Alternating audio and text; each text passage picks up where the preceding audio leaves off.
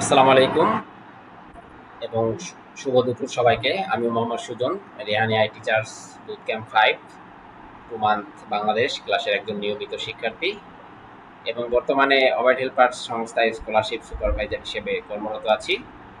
আজ আমি যে গুরুত্বপূর্ণ ও সময় উপযোগী বিষয়টি নিয়ে আলোচনা করব সেটি হলো what will happen to marketing in the age of AI, অর্থাৎ বিপণনে জেনারেটিভ এআই এর প্রভাব। প্রযুক্তির এই দ্রুত অগ্রগতির যুগে জেনারেটিভ এআই যেমন চ্যাট জিপিটি, ডেল্টা ই এবং অন্যান্য টুলসগুলো বিপণনের পদ্ধতিকে পুরোপুরি বদলে দিচ্ছে। কন্টেন্ট তৈরি, গ্রাহক সেবা, মার্কেটিং অ্যানালাইসিস, এমনকি ব্র্যান্ডিং কৌশলেও আসছে বড় পরিবর্তন।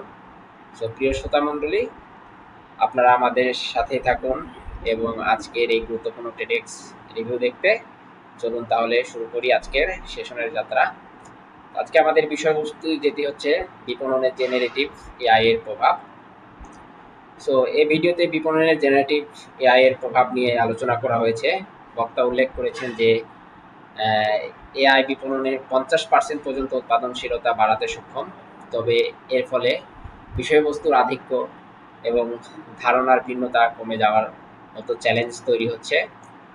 মূলত ভিডিওটি তুলে ধরেছে যে কিভাবে বিপণনকে, যা ঐতিহ্যগতভাবে একটি সৃজনশীল ডান মস্তিষ্কের কাজ, এআই এর সাথে খাপ খাইয়ে নিতে হবে এবং একটি বাম এসআই মস্তিষ্ক গড়ে তুলতে হবে। এর জন্য 3টি প্রধান দিকের উপর জোর দেওয়া হয়েছে। সো প্রথম 1 নাম্বার যেটি হচ্ছে দক্ষতা বৃদ্ধি ও পুনর্গঠন। সো এআই এর সাথে মানিয়ে নিতে বিপণনকারীদের ভবিষ্যৎ বাণী মূলত এআই সরঞ্জাম ব্যবহার করতে শিখতে হবে এবং বিপণনে ডেটা বিজ্ঞানী ও প্রকৌশলী দল তৈরি করতে হবে। উদাহরণস্বরূপ একটি ভোক্তা পণ্য সংস্থা বিক্রয়ের ফলাফল এবং গ্রাহকের আচরণ বিশ্লেষণের জন্য বিশেষ সরঞ্জাম তৈরি করেছে। সো 2 নাম্বার যেটি হচ্ছে বাইরের ডেটা ব্যবহার। বর্তমান বাজার সীমানার বাইরে গিয়ে নতুন ভোক্তা বিভাগের পৌঁছানোর জন্য নিজেদের ইকোসিস্টেমের বাইরে সংস্থাগুলির সাথে অংশীদারিত্ব করা গুরুত্বপূর্ণ। 3 নাম্বার যে বিষয়টি হচ্ছে সৃজনশীল প্রতিভার সুরক্ষা। সো বিপণন ফাংশনের মধ্যে সত্যিকারের উদ্ভাবকের চিহ্নিত করে তাদের লালন করতে হবে।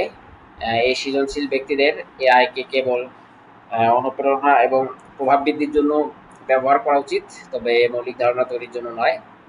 এতে ব্র্যান্ডিং, স্বতন্ত্রতা এবং পরিচয় অক্ষুণ্ণ থাকবে। সো পরিশেষে বক্তা বলেছেন যে বিপণনকারীদের হয় তাদের সৃজনশীল ক্ষমতাকে আরও উন্নত করতে হবে, অথবা ডেটা ও ভবিষ্যৎবাণীমূলক এআই দক্ষতা বিশেষজ্ঞ হতে হবে, কারণ এই নতুন যুগে প্রত্যেক বিপণনকারীকে তাদের মস্তিষ্ক বেছে নিতে হবে। তো আপনারা যারা ধৈর্য সহকারে আমার এই ভিডিও টেডেক্স রিভিউটি দেখছিলেন, সবাইকে জানাই আন্তরিক শুভেচ্ছা, ধন্যবাদ। আসসালামু আলাইকুম।